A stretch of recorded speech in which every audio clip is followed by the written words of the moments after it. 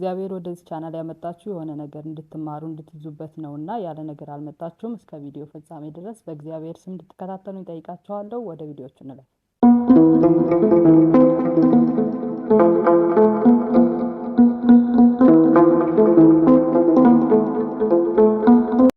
ሰርታችሁ ባልተሳካላችሁ ነገር አትጨነቁ። ትቀጠራላችሁ፣ ትባረራላችሁ። 3-4 ጊዜ ንግድ ትከፍታላችሁ፣ ትከስራላችሁ። አትጨነቁ። አሁንም ሞክሩ፣ አይሳካ። በደስታና በሰላም ኑሩ። ጥራችሁ ባልተሳካ ነገር አትጨነቁ። ለምን ዳውን እንሳንሞትም? በህይወታችን አንዳንዴ ጭልም የሚልብን ጊዜ የለም አለ። ዙሪያው ገደል የሚሆንብን ጊዜ አለ። ሁሉም የሚጨልምብን ጊዜ አለ። ሌሊት ማለት ግራ ቀኙ የሚጠፋብህ ጭልም የሚልብህ ሰዓት ነው። ሲጨልምብህ መሄድ ያለብህ ወደ ክርስቶስ ነው። ምክንያቱም በክርስቶስ ዘንድ ጨለማ አይጨልምም። እስመ ጽልመት ይጸልም በኀቤከ። ክርስቶስ ባለበት ስፍራ ጨለማ ጨለማ አይደለም። የጽድቅ ፀሐይ ክርስቶስ ሲያበራ የትኛውም ጨለማ ውስጥ ብትሆን ያበራል። ሲኦል ውስጥ ብትሆን ክርስቶስ እስካለ ብርሃን ነው የሚሆነው። እግዚአብሔርን እውነቴን ነው የምላችሁ ክርስቲያኖች፣ ለብዙ ነገር ብላችሁ ጥላችሁት አትሂዱ። ለብዙ ነገር ብለን ጥለነው እንሄዳለን። እግዚአብሔርን በጣም ነው የምናሳዝነው። ለሱ ብለን ጥለን የመጣ ነው ትዝ የሚለን ነገር ይኖር ይሆን? ሁለት እግዚአብሔርን እኮ ስለ ብዙ ነገር አሳልፈን ሰጥተነዋል እንጂ ለሱ ብለን የተውንለት ነገር ትዝ ይላችኋል? አብዛኞቻችን እኮ እግዚአብሔር አምላክ እውነቴን ነው የምላችሁ የመጀመሪያም የመጨረሻ ምርጫችን ሳይሆን ከአማራጮቻችን መካከል አንዱ።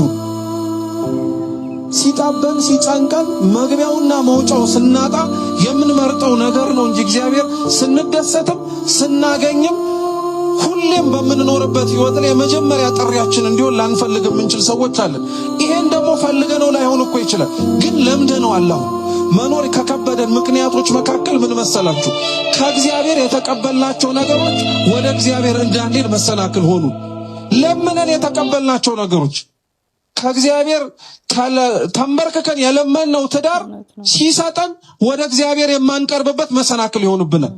ከእግዚአብሔር ለምነነው የተቀበልነው ልጆቻችን መልሶ ከእግዚአብሔር የተቀበልናቸው ልጆቻችን መልሰን ወደ እግዚአብሔር ቤት እንዳንገባ ደግሞ ወደ ኋላ የሚስቡን ገመዶች ሆኑ።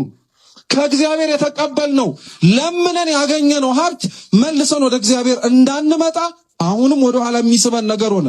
ለዛ ነው እግዚአብሔር አምላክ ተከተሉኝ የሚለውን ጥሪ ሲያሰማ ሊከተሉት የሚፈቅዱ ሰዎች በሙሉ ኃጢአትን ብቻ ሳይሆን መተው ያለባቸው አለኝ ብለው የሚያስቡትን ነገር በሙሉ መተው አለባቸው። እውነት ነው። እግዚአብሔር አባታችን ይቅር ባይ ነውና ይቅር ይበለን። በጉብዝናችን ወራት ደግሞ ለቤተክርስቲያን ለእግዚአብሔር ቅርብ እንድንሆን እሱ ይርዳና አሜን በሉ። ደስ የሚያሳይ ነገር ልንገራችሁ። ቤተክርስቲያን ውስጥ በየቀኑ እየሄድን ለቀን አንዴም ቢሆን መሳለም አለብን።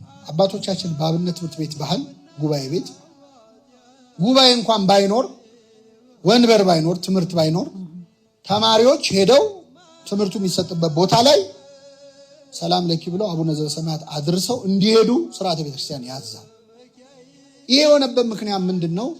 መንፈስ ቅዱስ ላመኑና ለተጠመቁ ክርስቲያኖች በየ40 ቀኑ ጸጋ ይጨምራል። መቼ አይታወቅም። እየሰማችሁ? እኔ እውነት ነው የምነግራችሁ። አብረን አድገን የሆነ ጊዜ ድምፅ የሌለው ድምፅ ኖሮት አይቻልም። እየሰማችሁ? ሲማር ትምህርት የማይገባው የሆነ ሰዓት እሳት ሆኖ ነው። ምን ሆኖ ነው የሚያስብል ለውጥ ይታያል። የሆነ ጊዜ የሆነ ሰው ድክመት ተቀይሮ በኃይል ተተክቶ።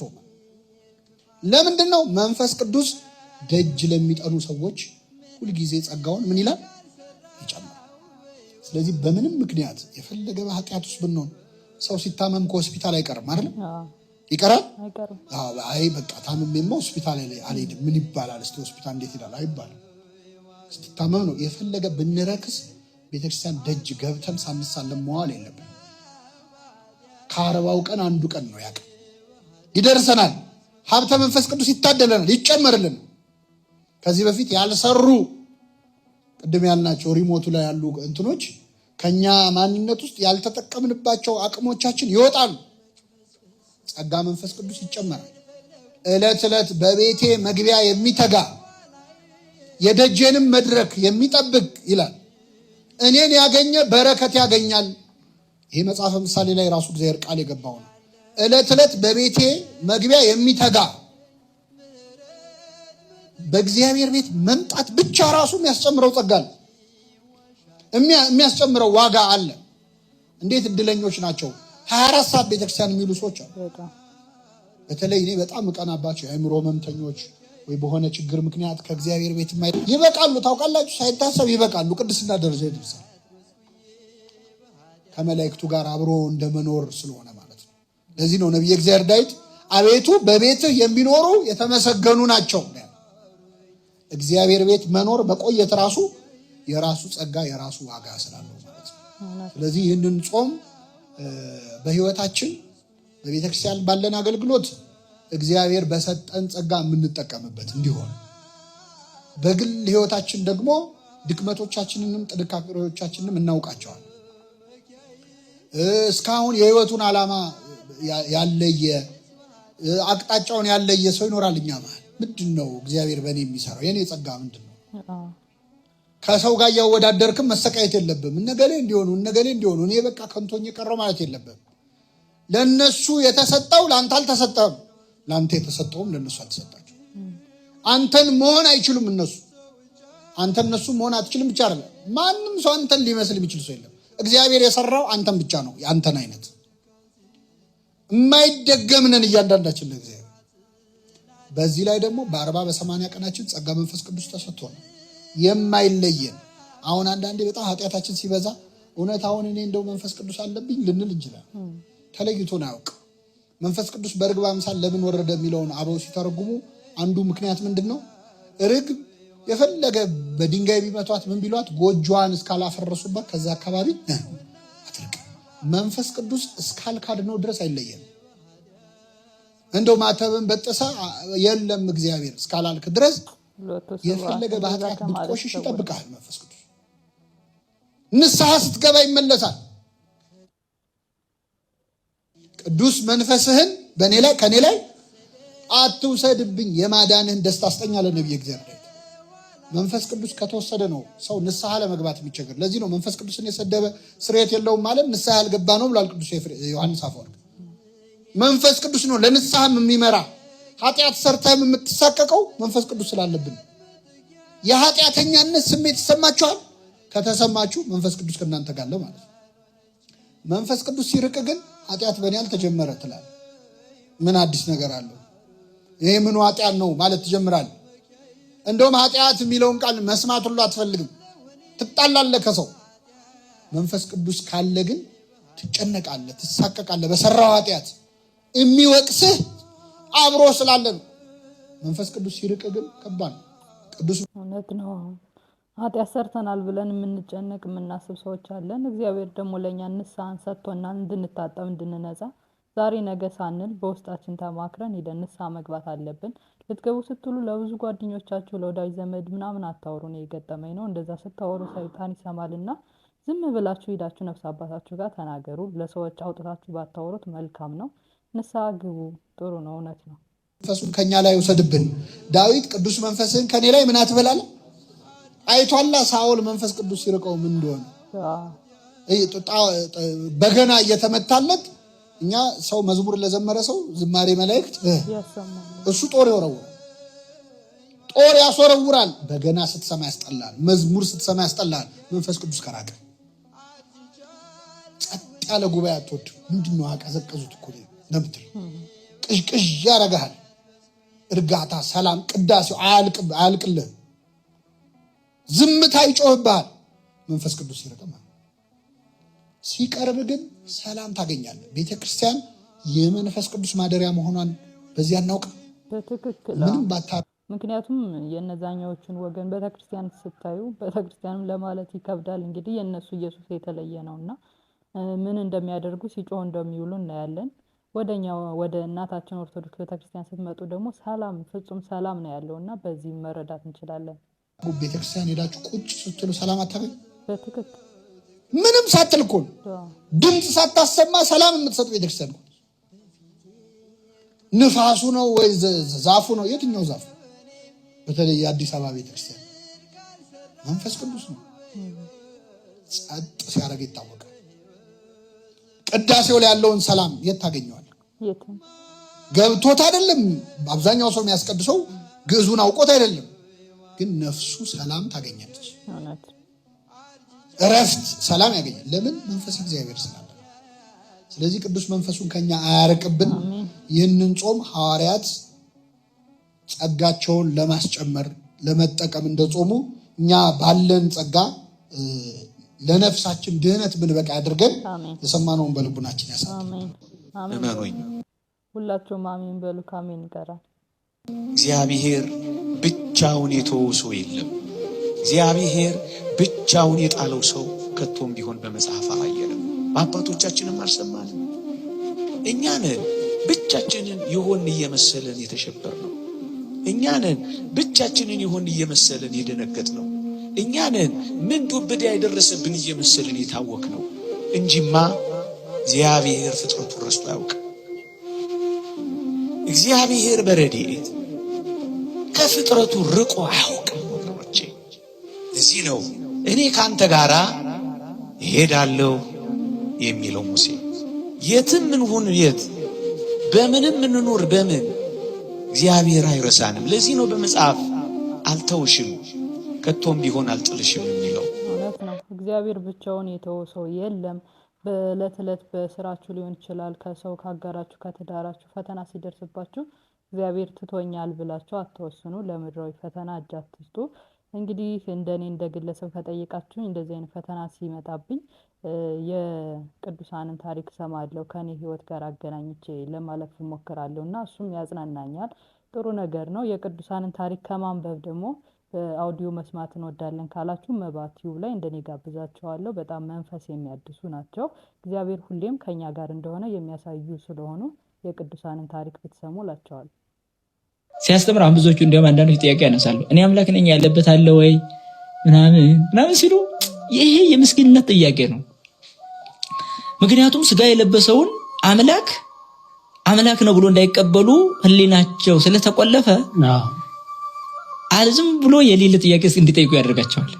በአይሁድ ዘንድ ተቆልፎ የነበረው መቆለፍ አሁንም በሌሎች ዘንድ ተቆልፎ ይታያል። ለምሳሌ ወንጌል አምላክን የማስታወቂያ ትምህርት ነው። ዮሐንስ ወንጌል ምዕራፍ 10 እኮ ምን ይላል? እኔ መልካም እረኛ ነኝ አለ። ምን ማለት ነው ይሄ? ማለት እኔ ነኝ እያለ እኮ ነው ያለው። መጠብቃችሁ እኔ ነኝ፣ መልካም እረኛ ነኝ አለ። በቃ ነፍሴን ላኖራ ስልጣን አለኝ፣ ላስነሳትም ስልጣን አለኝ ማለት እኮ አምላክነት ነው። ሌላ ምን ፈለጉ? በዮሐንስ ወንጌል ምዕራፍ 8 ከአብርሃም በፊት እኔ ነበርኩ ይላል። ታዲያ ከአብርሃም በፊት የነበረ አሁን ላይ ግን በ30 ዓመት የምናየው አካል ምን ቢሆን ነው? ለዚህ ጥያቄው ምላሽ የላቸውም። በራእየ ዮሐንስ ምዕራፍ 2 ላይ ሙቼም ነበር ተነስቻለሁ። የመጀመሪያው እኔ ነኝ። የመጀመሪያው አልፋና ኦሜጋ እኔ ነኝ። ሙቼም ነበር ተነስቻለሁ ይላል። የመጀመሪያም እሱ የመጨረሻም እሱ እኔ ነኝ ካለ ሙቼም ነበር ካለ ተነስቻለሁ ካለ ታዲያ ሌላ በመጀመሪያ የነበረ በመጨረሻም የሚኖር የሞተ የተነሳ ምን አይነት ፍጡር አለ ታዲያ? የለም። ስለዚህ አምላክነቱን ይናገራል ግልጽ በሆነ ቋንቋ። ሰው መቀበል እስካልወደደ ድረስ ግን ሰብአዊ ባህሪ ስለሚናገሩ ክፍሎች ብቻ ነው የሚያጠነጥኑት። ምክንያቱም መጽሐፍ ቅዱስ ሰውም እንደሆነ ስለሚናገር ሰው የሆነበትን ክፍል ደስ ብለው ይቀበሉታል። ለሚፈልጉት ሐሳብ መጣጋያ ስለሚመስላቸው፣ ለማይፈልጉት ግን ያለውን ጥቅስ ግን ይረግጡታል። ይሄ ነው ማበድ ማለት። እውነትን የሚፈልግ ህሊና ቀጥታ ለእውነቱ ትልቅ ቦታ አለው። እግዚአብሔር ራሱን ለማስተዋወቅ መጥቶ እኔ ነኝ እያለ ለምሳሌ የህይወት እንጀራ እኔ ነኝ አለ። እንዲህ ያለ እስኪ ከነቢያት ጀምሮ የህይወት እንጀራ የሆነ አንድ ነብይ ይጥቀሱ? የለም። የህይወት ውሃ እኔ ነኝ አለ። የተጠማ ወደ እኔ ይምጣል። ምን የተጠማ? አምላክን የተጠማ። ምን የተጠማ? ህይወትን የተጠማ። ምን የተጠማ? የዘላለም ድህነትን የተጠማ ወደ እኔ ይምጣ፣ እኔ የህይወት ውሃ ነኝ አለ። ከዚህ በላይ አምላክነት ምን ይግለጽ? ምንስ ይበላቸው እንዴ? የህይወት እንጀራ እኔ ነኝ፣ የተራበ ወደ እኔ ይምጣ። ታዲያ ይሄ ብቻ መሰላችሁ? በዮሐንስ ወንጌል ምዕራፍ 11 ላይ የሚገርም ይናገራል። ትንሣኤና ህይወት እኔ ነኝ። እግዚኦ! ትንሣኤና ህይወት እኔ ነኝ አለ። ምን ማለት ነው? ሰው ሁሉ እንደሚሞት ግልጽ ነው። ስለዚህ ሁሉ ይሞት፣ የማስነሳ ግን እኔ ነኝ፣ ህይወትንም የምሰጥ እኔ ነኝ፣ ህይወታቸው እኔ ነኝ አለ። ታዲያ ፍጡር ሆኖ ለማን ህይወት ይሆናል? ትንሣኤ የሆነ ፍጡር የት አለ? ይሄን ደፍሮ የተናገረ ነብይ የት አለ? ይሄን ደፍሮ የተናገረ ሐዋርያ የት አለ? የለም። ስለዚህ ታዲያ ፍጡር ብለው የሚጠሩ ሰዎች አምላክነቱን የካዱ ሰዎች ለዚህ ምን አይነት ምላሽ አላቸው? ምንም። ታዲያ አምላክ ነው ብሎ የሚጠሩት የነሱስ ምኑን ይናገራል? በዚህ መልክ ምክንያቱም ፍጡር በማይጠራበት ስለተጠራ አይደል አምላክ ብሎ ያመኑት ስለሚያምኑት ጉዳይ እኮ። እኛስ ምን አለ ታዲያ? ምን አለ ግልጽ በሆነ ቋንቋ እኔ ወይን ግንድ ነኝ፣ ቅርንጫፎች እናንተ ናቸው። ስለዚህ ከቅርንጫፎች መሃል ማድረግ አይቻልም ግንዱን። የቅርንጫፎች ሁሉ መጠለያ ወይም ተሸካሚ እሱ ነው። ለቅርንጫፎች ህይወት የሚሰጠው ግንዱ ነው። ስለዚህ እኔ የሆነ ግንድ ነኝ አለ፣ ቅርንጫፉን ነኝ አላለም። ታዲያ ሁሉም ነቢያት ቅርንጫፎቹ ናቸው። ሁሉም ሐዋርያት ቅርንጫፎቹ ናቸው። ሁሉም ምእመናን አማኞቹ ቅርንጫፎቹ ናቸው። ታዲያ እሱሳ ግንድ ነው። ራሱን በዚህ መልክ እንድንረዳው ነው የገለጸው። ዝቅ እያለ ሲሄድ ያለ ግንዱ ቅርንጫፉ ምንም ሊያፈራ አይችልም ብሎ ቁጭ አለ። ዝቅ ብሎ ደግሞ ያለ እኔ ምንም ልታደርጉ አትችሉም ማለት። ታዲያ ይሄ ከአምላክነት በላይ ምን ነው? ሌላ ንግግር ምን ይፈልጋሉ ሰዎቹ? እስኪ እውነት መዳን ለሚፈልግ ይሄ በቂ አልነበረ? ዝቅ ብሎ ምን አለ? ያለ እኔ ምንም ልታደርጉ አትችሉም። ታዲያ ፍጡር ከሆነ ያለ እኔ ምንም ልታደርጉ ብዬ መናገር ይችላል? ሆነ እኔ አልችልም። ኢሳይያስ ይሄን አለ ነው? አብርሃም ይሄን አለ? ይስሐቅ ነው ይሄን ያለው ነው? ዮሴፍ ማን ነው? ዳዊት ነው? ያለ እኔ ምንም ልታደርጉ አትችሉም ያለ ፍጡር እስኪ ሊያሳዩ ይችላሉ? የለም። ስለዚህ ቀጥታ የራሱን ለማስተዋወቅ እንደመጣ የሚያሳየው ይሄ ነው። እኔ ነኝ የሚሉ ቃላት ትውውቅ ናቸው። ራሱን ነው እያስተዋወቀ ያለው።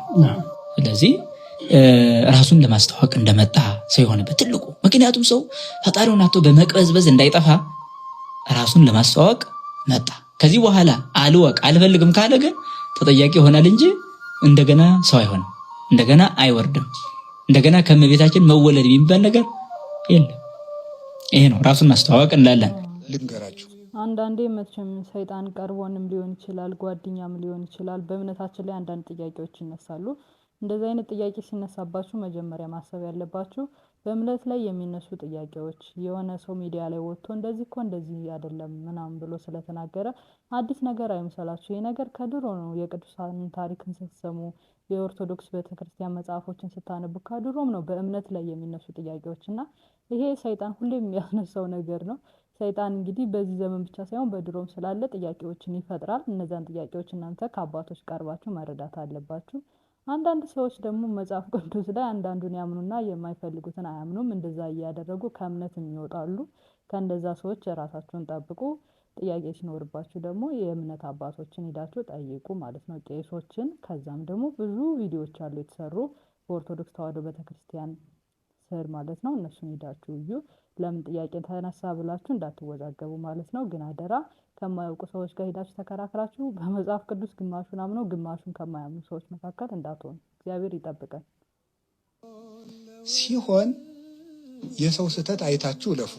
ካቃታችሁ ደግሞ የሰው ስህተት አትፈልጉ። የሰው ስህተት የሚፈልግ ሰው ስሙ እንዲህ ይባላል፣ እኩይ ፍልስጣ ይባላል። እኩይ ፍልስጣ ማለት ምን ማለት ነው? ጋኔን። እስቲ ጋኔን በሉ። ጋኔን መሆን ከፈለጋችሁ የሰዎችን ስህተት ፈልጉ። እገሌ እንዴት እንደዚህ የሚላል፣